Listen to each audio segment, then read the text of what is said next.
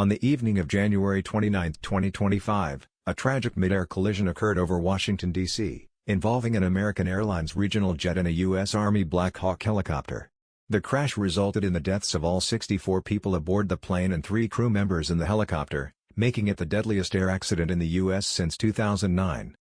The collision happened at approximately 7:40 p.m., as the Bombardier CRJ-700, operated by PSA Airlines for American Airlines, was making its final approach to Ronald Reagan Washington National Airport, DCA. The military Black Hawk helicopter was conducting routine training exercises in restricted airspace near the airport.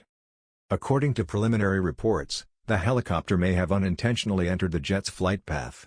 Witnesses on the ground reported a loud explosion, followed by flaming debris falling into the Potomac River. The plane had been traveling from Nashville, Tennessee, and was minutes away from landing.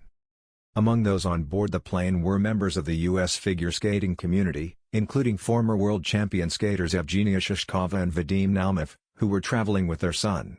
The full list of victims has yet to be released.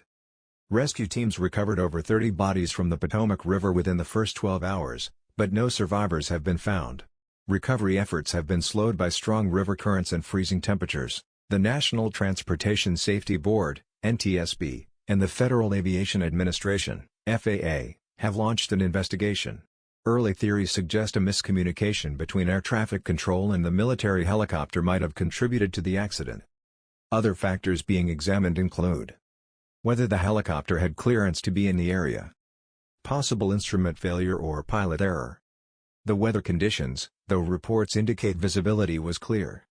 Authorities have not ruled out mechanical failure on either aircraft.